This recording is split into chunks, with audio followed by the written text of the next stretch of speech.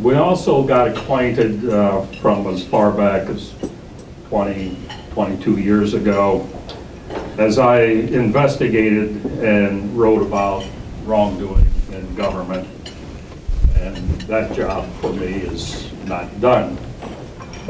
You've likely also figured out by now that I'm a rank amateur when it comes to politics.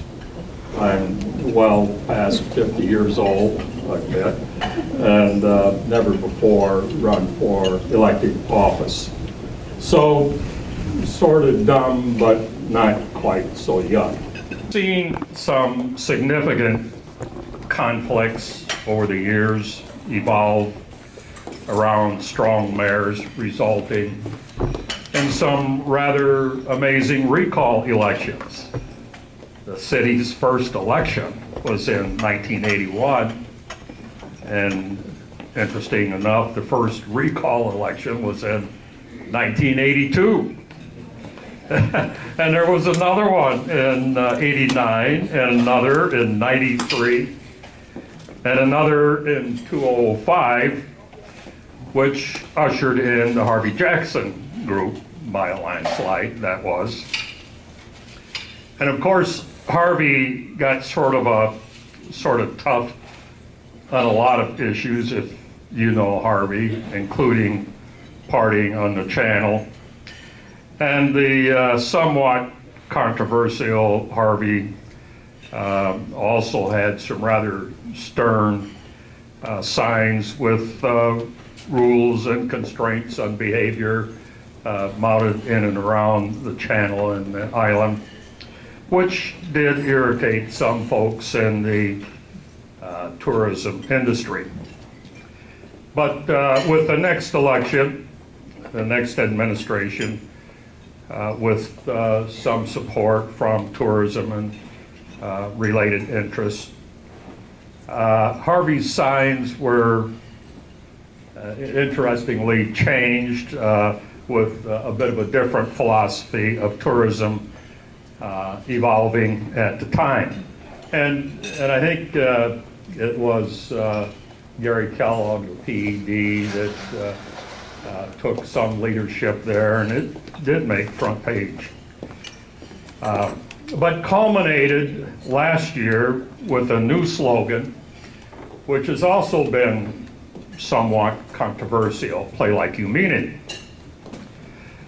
Well, the party seen advertising campaigns for spring break and major holiday weekends evolved a bit different from what we've seen in years before, and presentations of some pretty racy videos in the promotion of Havasu tourism and exciting weekends.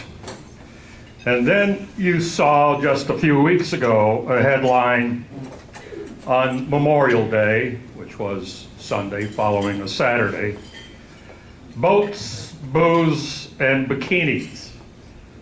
That was the headline in our local paper. And of course, something quite that aggressive went viral, and there were two large color photos of the action. One, of course, of the babes in big color photo, and a second large color photo, must have been 6 by 8, large, of a guy smoking hookah. And the quote that went with the photos: in a frenzied weekend-long party and superiority in the wild department, where dancing and drinking were especially debauched. So the news article read, front page in our local newspaper, and it did go viral.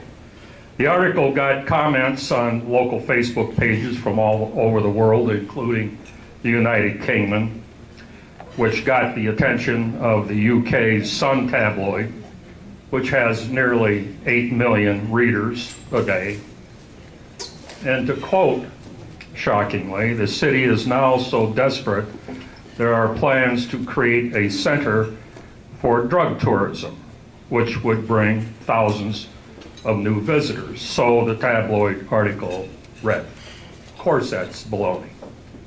But perceptions are perceptions. And we've created some of our own issues in response to that. I'd like to read one email from a former city council member.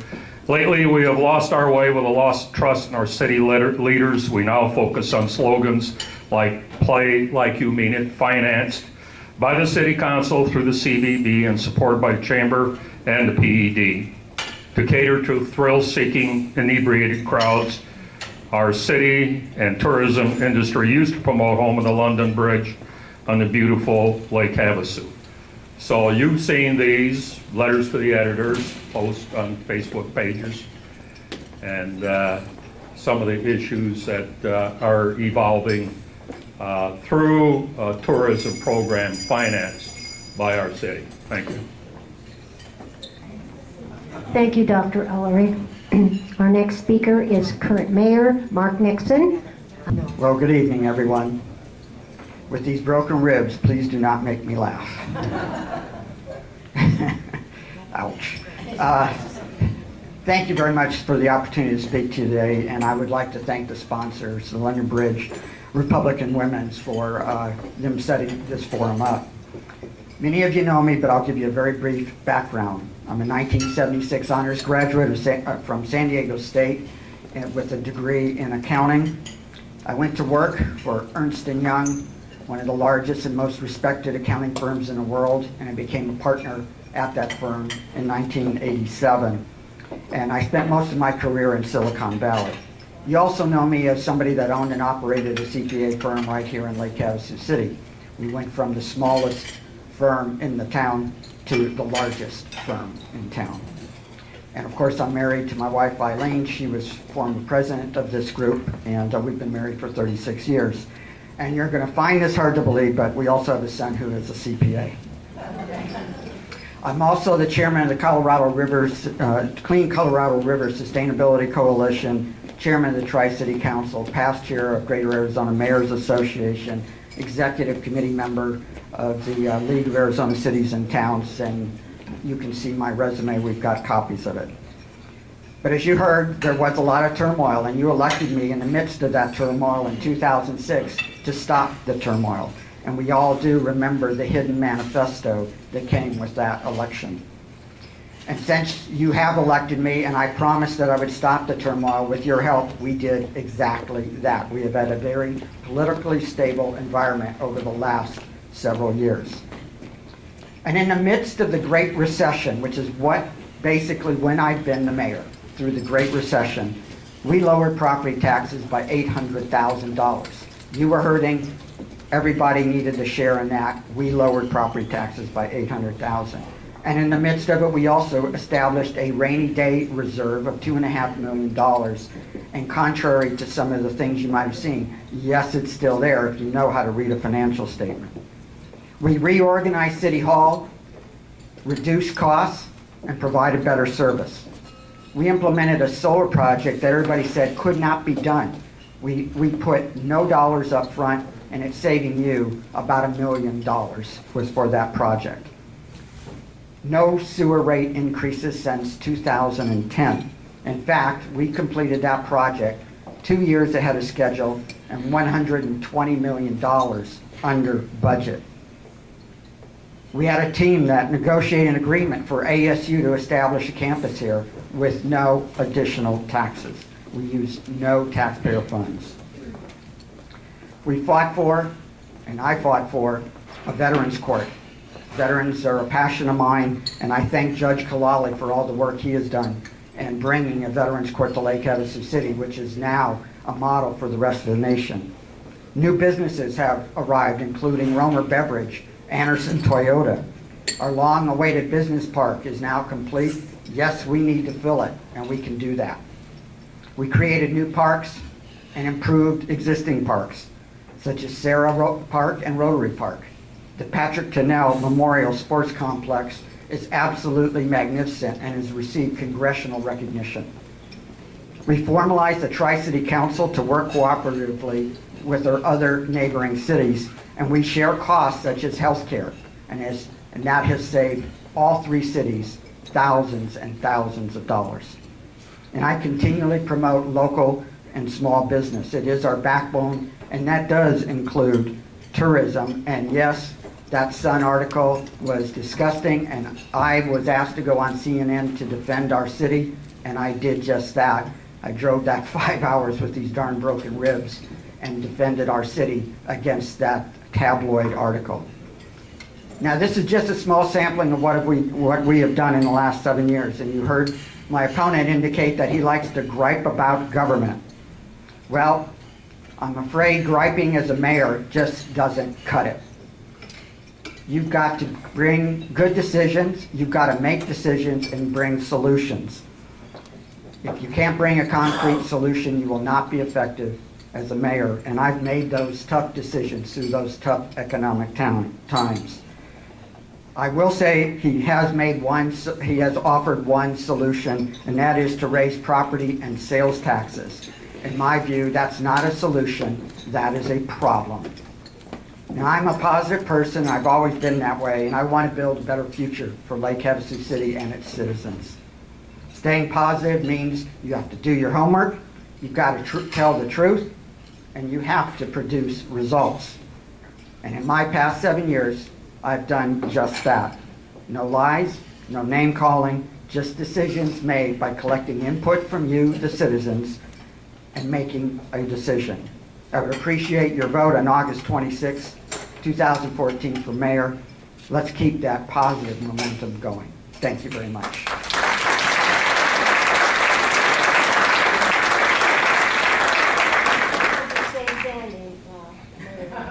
Because we're going to start with questions, and I'm going to let, since you're the incumbent, I'm going to let you answer first. This is the first question. As mayor, what would you do if ICE brought a busload of border illegals into our town? What would be your first act?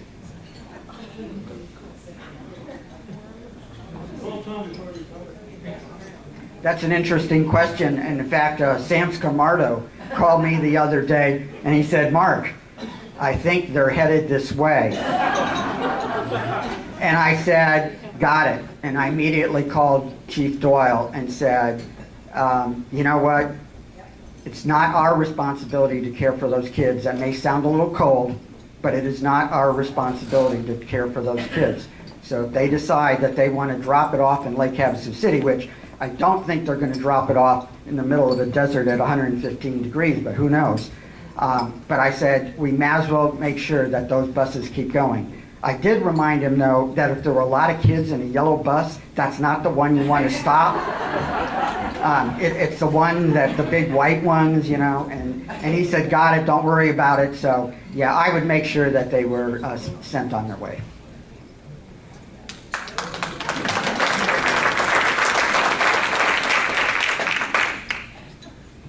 What we're seeing on TV and reading in the papers is certainly alarming, and how the problem is being handled generally.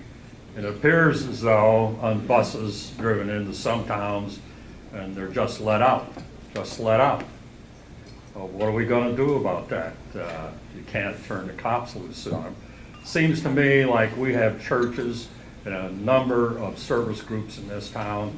If it happened, they'd respond. They'd take care of the kids. First things first, worry about the debates of law, and of course it's a federal responsibility. But from the news reports I'm seeing, they are literally driving in to some metro areas and dumping women and children at bus stations and driving off. And it appears to me that in some of the more caring communities, it is the religious groups, the churches, some of the service clubs, social agencies that respond with an objective of taking care of the children. We also see in the paper today a claim, at least, that most of those illegal immigrants will ultimately be sent back.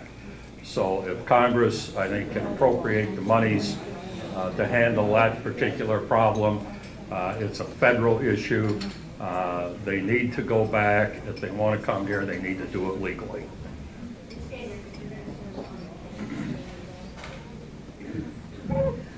What are your plans for increasing our industry base? Mojave County has a very unique problem of economic development. One being embarrassingly the 5th lowest income area of this entire country. And that tells me also that we have some rather serious problems to face right here in our own community, with 26% of our population base age 65 and older.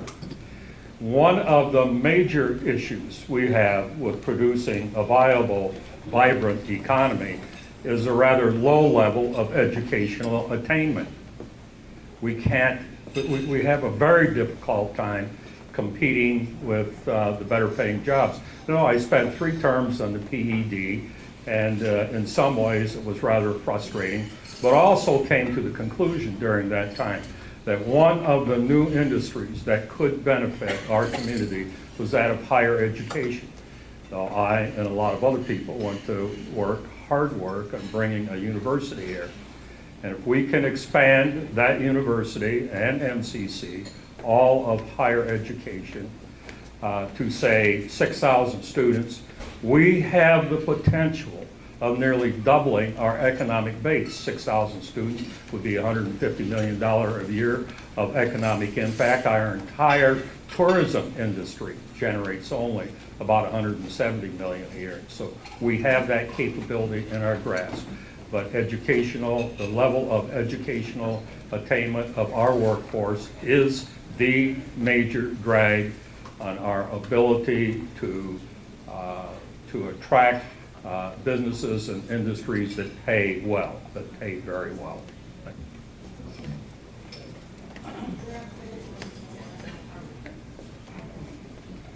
All the people I talked to about the sewer think even those not connected should pay a nominal fee, for example, $5. If you don't agree, why? Okay, how should we increase the industry base? Well, let me go back several years and just tell you what I have done over the years. Mr. Ulrey is correct. He was on the PED board for a number of years. I was actually the chair of that board for a number of years, and when we lost our president, I actually had to take over that organization for a little over a year. And what we did was we knew that we were not going to be able to bring industry into town unless we provided some sort of inventory, land, buildings, etc., for the community. So I led a drive to create a business park. And we actually ended up getting a federal grant. And what I did was I went to the city council at the time and I said, tell you what, if I can go get a federal grant and I can raise $1.7 million or $1.2 million in private money, will you at least kick in the value of the land? And I remember one council member saying, sure, you'll never do it. I got the grant, 1.8. I didn't raise $1.2 million. I raised $1.7 million. And so they gave us that land, and actually what they did was to contribute an amount to put in the infrastructure. That land is now being developed. It already has Romer Beverage on it, and I agree, we still need more. But it's those kinds of things. I've gone to the state legislature, and we're going to run a bill one more time to see whether or not we can create some incentives for builders that would be willing in rural Arizona to do speculative commercial building of 40 to 50,000 square feet. Look around this town. You can't find any. A company wants to come here and they want to be up in operations in 6 to 9 months, and we don't have the inventory for them to do that. So we also need to develop our workforce. ASU, MCC, and JTED. Because if we develop that workforce, that will also help, and we need to do it without additional taxes. And finally, let's capitalize on what we've got. Let's face it, this town's got a lot of gearheads. They want a motorsports facility. We need to get that thing built with private money. It will bring ancillary businesses to support that motorsports facility and very good paying jobs.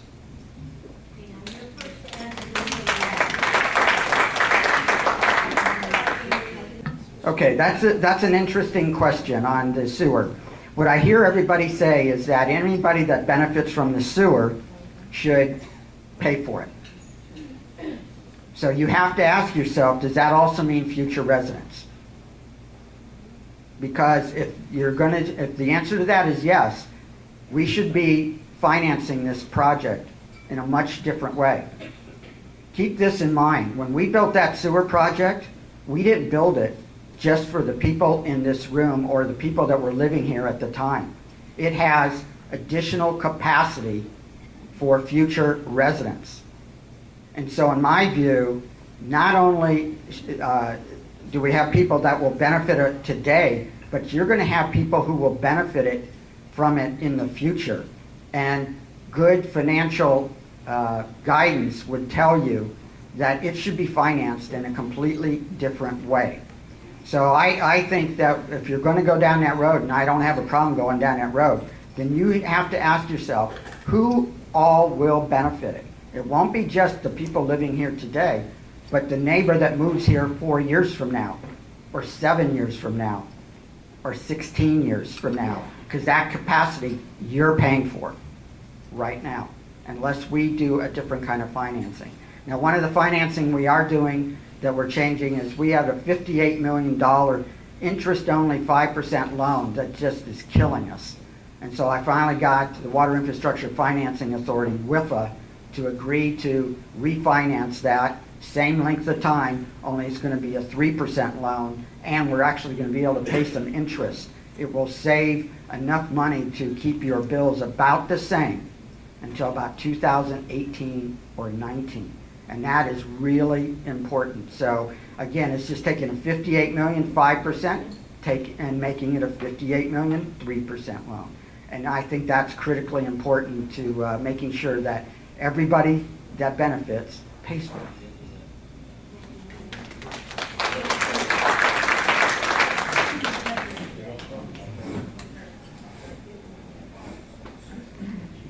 Everything about that sewer project is controversial.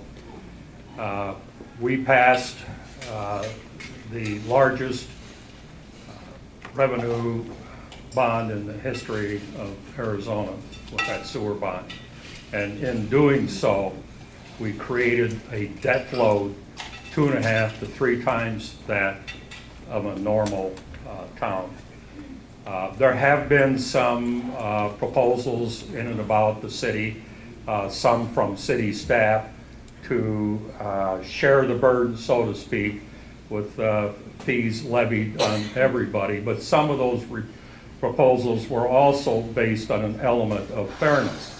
For example, if in one city report, it's a staff report of years ago, if people with septic tanks were to be charged fees, there should be something of service in return. It might have been the pumping of tanks, some of the maintenance of septic tanks. But I think if we're going to go that direction, it has to be carefully thought out. It just has to be fair. And I'm watching the debt burden part of it is not fair. With the number of retirees we have in this town, the low income level we generally have, some relief of that debt burden is certainly appropriate.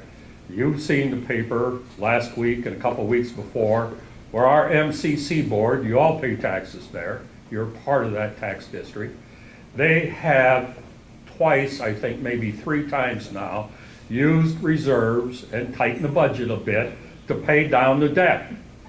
They've got bonds and debt, and in the process they have saved thousands upon thousands of dollars, and that immediately frees up money within their budget to spend on other priorities that are closer to the mission. So I think we want to look at fairness.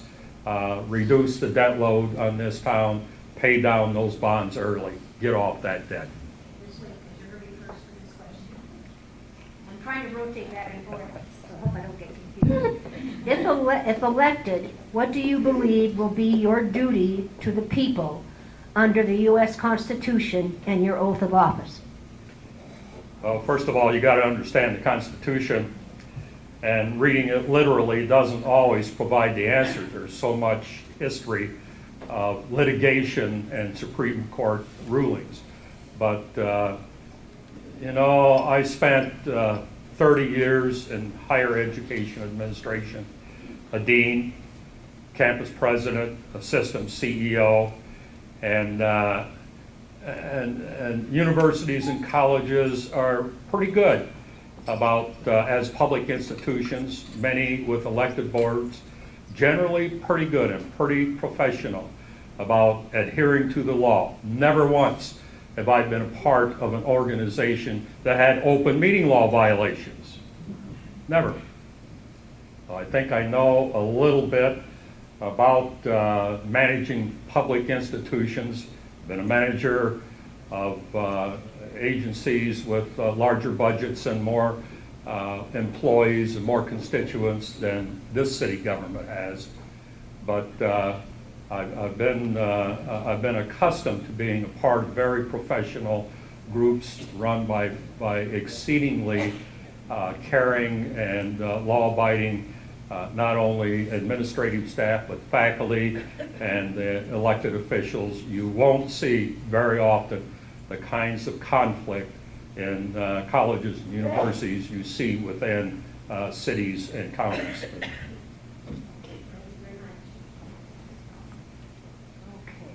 You're first on this one, so you might stay up, stay up, stay up. You're first on this one. No. Oh. See, I told you I'd get mixed up. Mark didn't get to answer this. Yeah, please, somebody needs to do that. Okay, let's just look at a couple things, and I'll answer a couple questions there. First of all, the debt burden is not fair, but if all of you remember, we didn't really have a choice. And we had to we all agreed to incur $463 million. And frankly, if I, along with a lot of great staff and council members, hadn't brought the project in $120 million under budget, can you imagine what your bill would be today? It would be astronomical. So we did the right thing, and I agree, it is not fair, but Mr. Ulrich probably forgot to tell you that he advocated for this system by writing articles in the newspaper. And kudos to MCC for paying off $5 million in debt. Now in less time, we have paid off $60 million in debt. So we do pinch every penny, and we try to pay off the debt as soon as we can. But you can't just decide you're going to pay it off tomorrow, because there are call features that prohibit you from doing that. And you also have to remember, if you're going to pay off a loan, where are you going to get the money? You're going to raise everybody's rates, or maybe raise the property tax, which he has proposed, or a sales tax, which he has proposed. I'm not for that at all. Now on the oath of office, it's pretty simple. Follow the Constitution. That is why I'm a very large advocate of PACE, Patriotic Americans for Constitutional Education for our kids. I believe in that. We actually, as a city, we gave a small stipend for that, and I'm trying to actually get that into our after-school programs, because I'm a real believer in following the Constitution.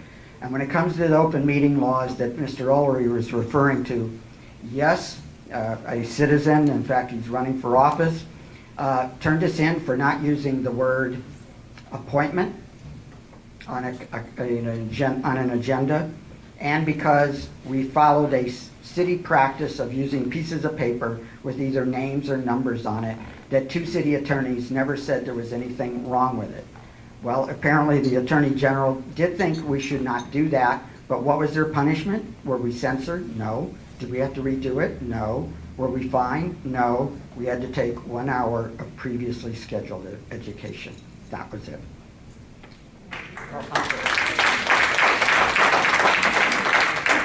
This This is a very interesting question.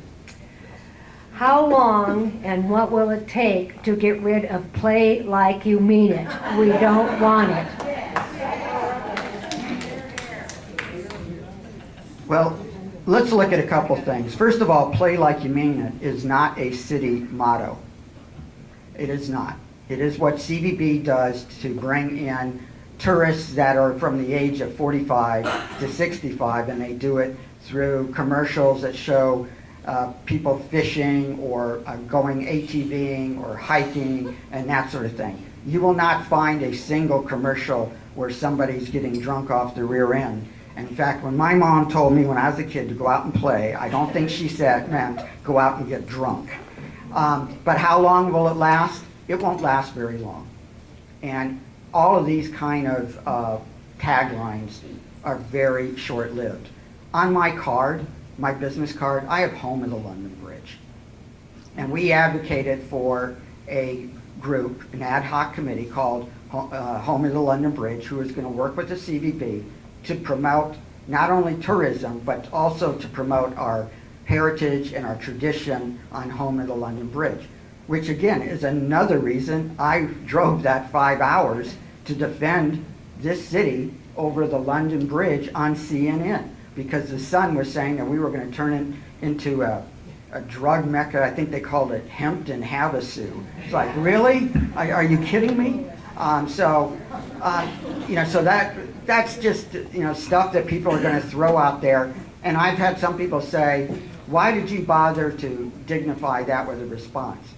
Well, when McCulloch was told that the rumor started that he bought the wrong bridge, he defended himself.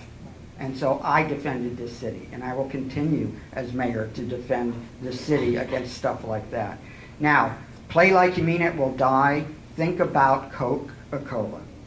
How many mottos have they had over your lifetime? It just goes on and on and on.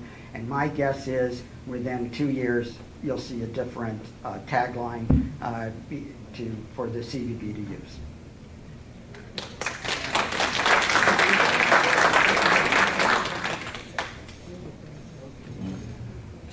Let's not kid ourselves.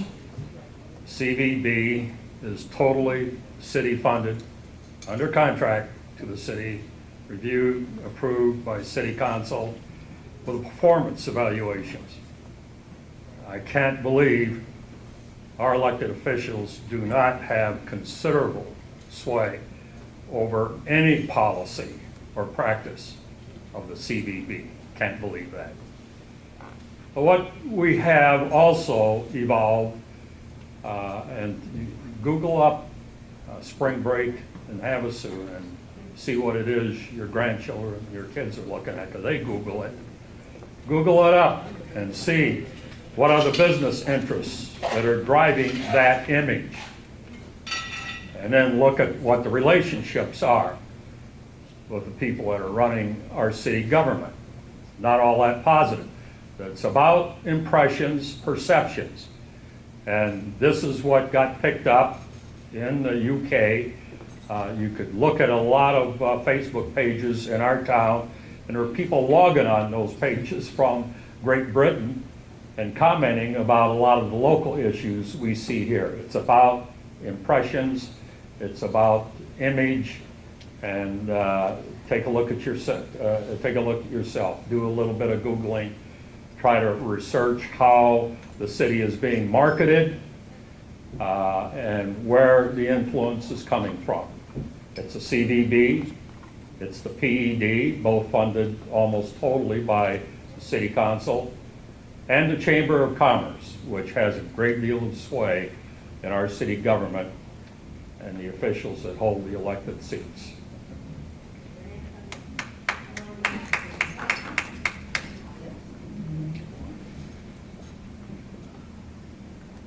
Next question.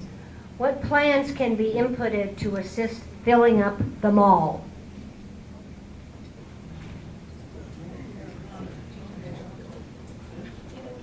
It's a private development.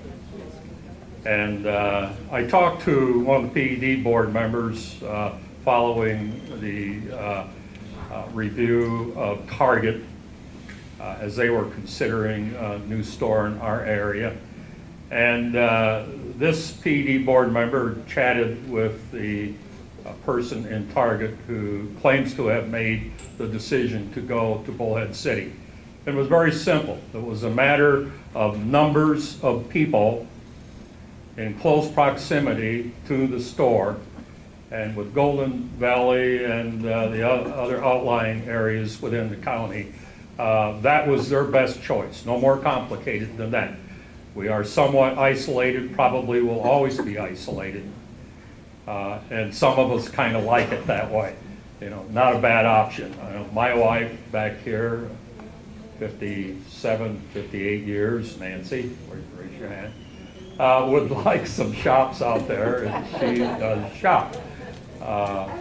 I've seen the city over the years, from what I can figure, invest some $25 million in tax incentives and rebates, mostly for large multinational corporations, and that's bad, bad tax policy.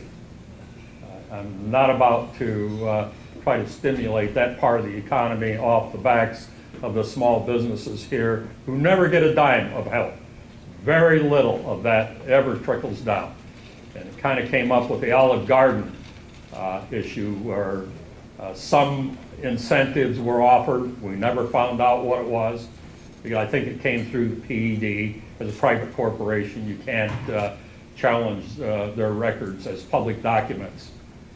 But what I do know is there were a lot of Italian-based businesses in town really upset with the even thought of giving a big corporation like that incentives, tax incentives, and tax rebates. That's not a solution.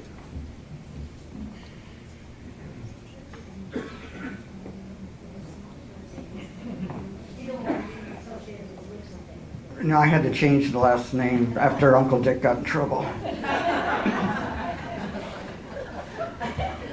First of all, just a correction, CVB is not funded by the Chamber of Commerce. It is funded primarily by a tax on our tourists.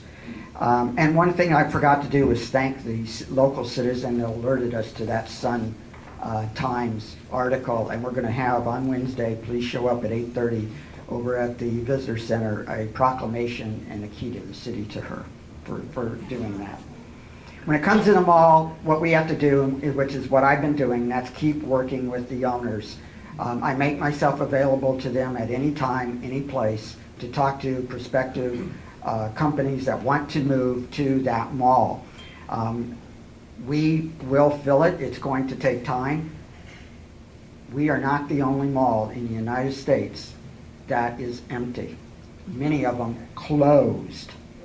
Ours is still open, and more businesses are coming as we speak. Now, when it comes to the incentives that Mr. Ullery mistakenly talked about, nobody gives $25 million in incentives. Here's how they work, and a local company is more than happy to do this. I will tell you the deal I did with Anderson Toyota, who is owned by a local individual, not an international corporation. They wanted to come to Lake Havasu City, but they had the opportunity to stay in Kingman. They came and they said, we have a piece of land, but there's no roads, water, sewer. When is the city going to provide roads, water, and sewer? And we said, we can't. We don't want to invest that right now. But what we can do, if you front all the money, Anderson Toyota, $3.9 million, if you put up all the risk and then deed it back to the city, give it to these taxpayers, we'll let you pay it yourself back if you can generate sales tax. And at the end of a certain period, if you didn't generate enough sales tax, well, then we got a discount on all that infrastructure. That's exactly what happened at the mall. I didn't do the mall deal, but we'll probably get all of that infrastructure for about 12 or 13 cents on the dollar.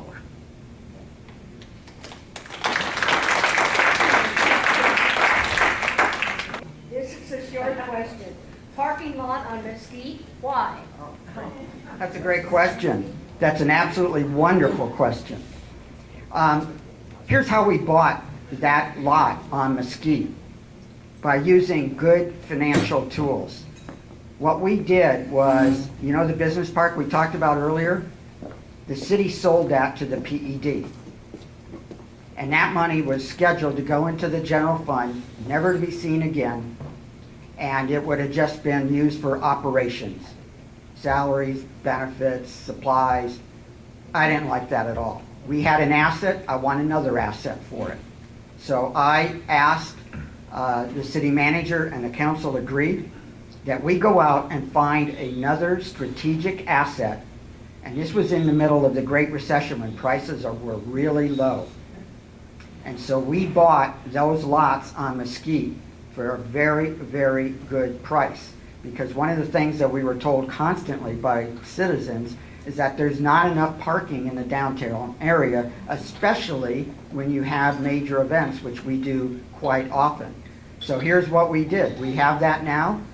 We took the millings off of Acoma, where we had to redo Acoma. We took those old millings and paved the parking lot. Now we're putting in some planters, trees, benches, and we're going to make a small pocket park so that when people walk from that Mesquite parking lot to McCulloch Boulevard to go see the cars or the boats or whatever, there'll be some shade and some scenery, and we're also going to have a kids splash pad because we're right there by all the medical offices, or many of the medical offices as well. So now when mom has her child and taking a relative or a friend to the doctor's office and they're waiting for an hour and a half, they can take the child over to the splash pad, enjoy the quality time with their child, and make this a actual meeting place for Lake Havasu City residents. So it was a strategic investment, and I'm very glad we did that instead of watching that 600 grand, or actually it wasn't 600 grand, it was just a few hundred grand, just disappear on us.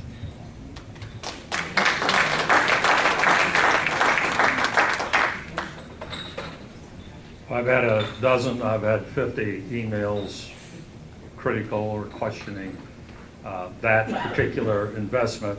Some wondering who are the commercial interests that own the vacant properties in and around that parking lot. The perception, it's perception.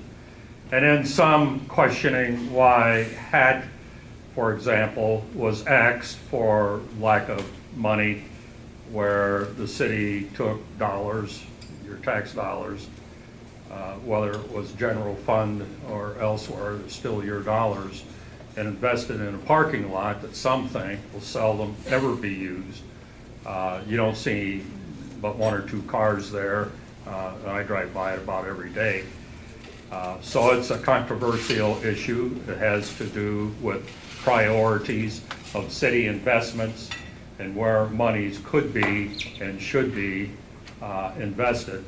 Yeah, there are some parking issues, but it seems to be over from what I see on the other side of McCulloch. Some threats of lawsuits in a couple of areas that are quite short parking areas. So back again to issues of priorities, where citizens would like to see city monies invested, and what the current council sees as its priorities and preferences.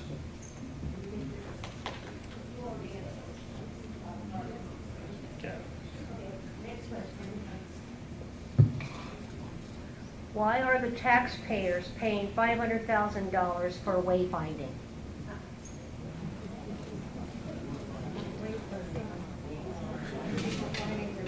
Pretty controversial as lately, and a number of Facebook posts and emails I've seen ask the question more pointedly. The businesses that are going to benefit from these signs, why aren't they paying for them?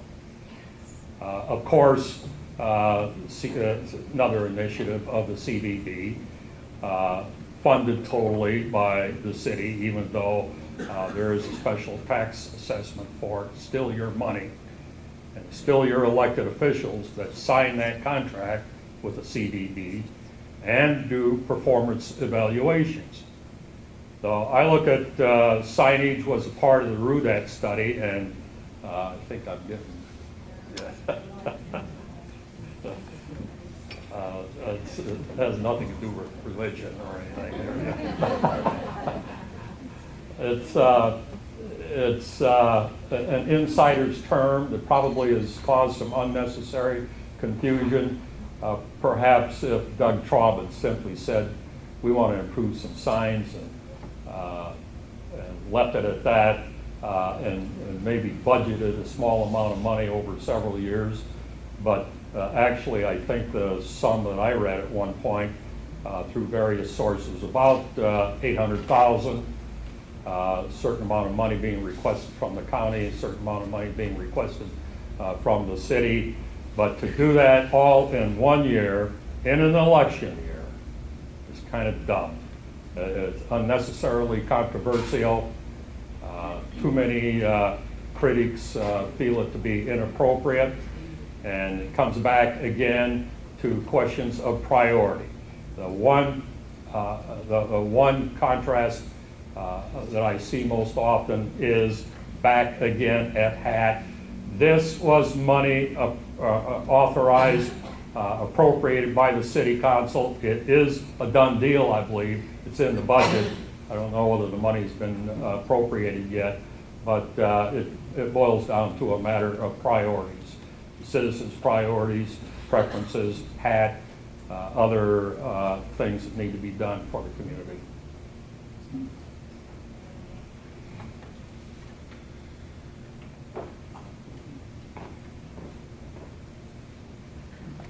Yes, we should all have priorities, and one of mine are investing in this community because it takes vision.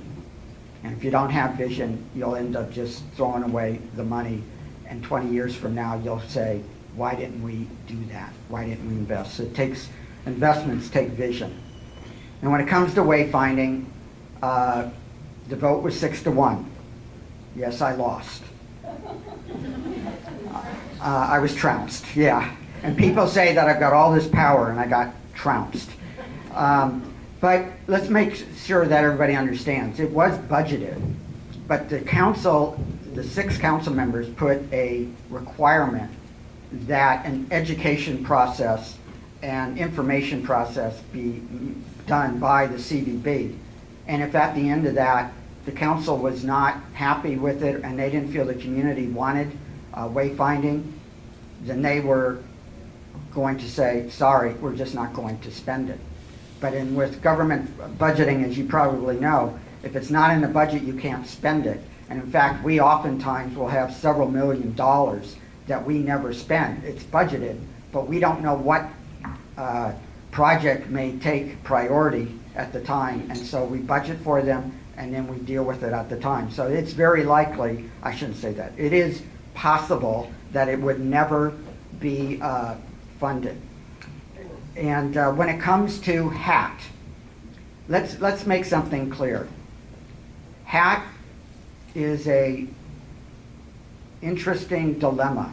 We have spent $8 million keeping it afloat over the last 10 years. And so when I hear people, when people call me and say, well, you could have used that money for HAT. Yes, but then what are you going to do next year? And the year after that? And the year after that? I had one gentleman call me and say, you know, you should spend at least some money on HAT. And I said, how much would you like to spend? He said, $300,000. I said, even under the scale back program, we're going to spend $400,000 to $600,000. But it's going to be designed to make sure that the most vulnerable in our community are served. When it comes to HAT, we'll spend as much money as you want. The question is that the right thing to do?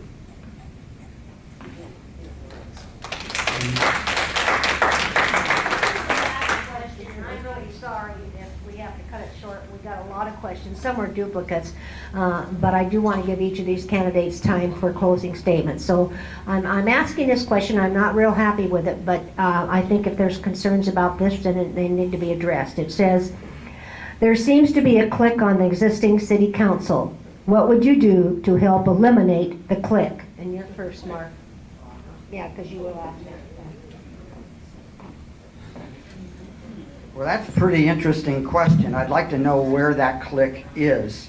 If what you mean is that this council works smoothly and for the benefit of this community, and we all are independent thinkers, then if that's a click, we're guilty as charged. But the fact of the matter is, what we don't do is get up there, scream and holler, make fools out of ourselves, and chase away investment from this community. When the vote is taken, just like the one I just talked about, 6-1, did I get up and say the council were a bunch of knuckleheads? No, that's not what you do. The vote was taken, you're done. We don't discuss things beforehand. We make our case, and believe me, we will have some interesting discussion when it comes to our council meetings. Now, my opponent keeps saying that there's this clique on the council, but I find it interesting that he's running a slate of candidates. And in fact, he went on the radio and made it very, very clear that you should not vote for him unless you can give him a quorum so he can do what he wants to do. Now that is more than a clique. That is a disaster. So he stated on the radio, it's on record, that he wants a quorum. I want independent thinkers. People will think for themselves and do their homework. And that's what I believe we have now. I don't know what we'll have in a few months, but I will tell you this, if I'm still the mayor, I will tell any council member on there, you need to do your homework, think independently, go visit sites, go visit the community, and make sure you make a good, solid decision. Listen to the arguments, but then make a decision.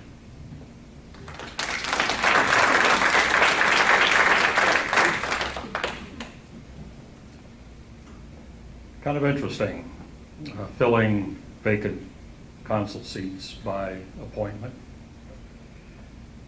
I would call that a part of the development of a clique, and very critical about it.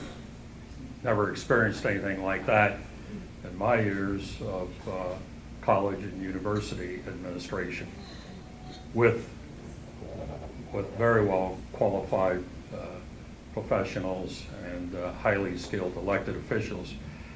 But I feel that we earned the right in bloody wars to choose our representatives through elections that are free and fair and properly conducted by government, our government. But there was collusion and a planned effort to deny us the right to vote for city council seats vacated when Nyberg and Borelli carefully timed their resignations to run for higher offices. And from today's News Herald, May 27, 2012, quote, both Borelli and Nyberg knew the city code's procedures for council vacancies. There was absolutely no conceivable reason for any of them to wait to resign except to shut out the selection of new city council members. City council members are supposed to be elected by and accountable to the public, end quote. I think the mayor and that council knew exactly what needed to be done to keep those two council seats from going to the November election. So now it becomes an issue of trust and how you want to define the clique. But I didn't like what went down. Don't like it yet. And it's not in my wheelhouse to be a part of such collusion. Okay, that was the end of our speakers, but we will have closing statements. But please join me. These two guys did an incredible job, and I'm very happy that they saved the best for our club. Thank you so much.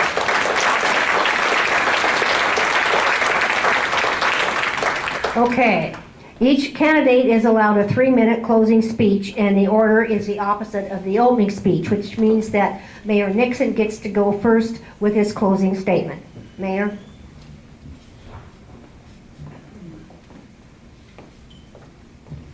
Well, once again, thank you for this opportunity to speak to you all tonight. Frankly, what you heard tonight was two very different approaches. My opponent tends to be very negative and griping about government and doesn't have a clear vision for Lake Havasu City. And I want to keep the positive progress, the clear vision, and the momentum going. Just as important, my opponent has absolutely no experience in running a municipality. In fact, the other opponent that was not here tonight doesn't either. And they have not built relationships like I have with leadership at the state legislature and at the federal level. Folks, experience matters, and matters greatly. My opponents have continued to propose several new taxes, including a new university tax district, a new sales tax, and a new property tax. All we hear is tax, tax, tax, and like I said before, that is not a solution, that is a problem. And I'll remind you that we lowered property taxes by $800,000 and put away a $2.5 million rainy day reserve that is available. As we heard earlier, you got to put grain in the silos, and we did that. Believe me, this economy will tank again one day, and we need to be prepared for it. My opponent has also said he doesn't want to take the responsibility of making decisions. Clearly, his lack of experience shows. I have made the very difficult decisions during those tough economic times, and I'll continue to do so, and you'll always understand my rationale for the decisions that I make. My opponent, as he said he wants a quorum, and he also is talking about the fact that these appointments were collusion. He forgets that though we had to appoint, regardless of when those individuals resigned, because it's called state law. He also forgot to tell you that he was one of the ones that wanted to be appointed. And one of the persons that got appointed was not a nominee from me. So what can we do in the next year? Well, I think we can have a partnership with the Arizona State Parks to get that mainland marina done. I think we can expand ASU with a solid city vision without new taxes. Expand our tourism base with improved amenities for citizens and visitors. Diversify our economy. Keep a vibrant downtown going. We need out-of-the-box sewer solutions, and I do have a few. I want to also allocate new resources to improving our roads. What we need is continued good government, not personal agendas. I ask for your vote on August 26, 2014.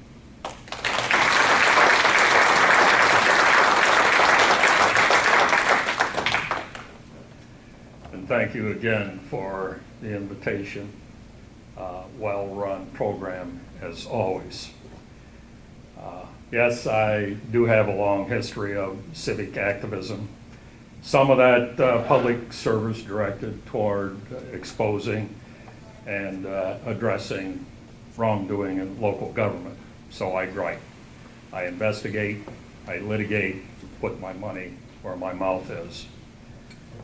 If elected, I intend to restore City Hall to a council manager form of government, and I would also propose the enactment of a 2-year term for mayor, like that of half of the charter cities in Arizona.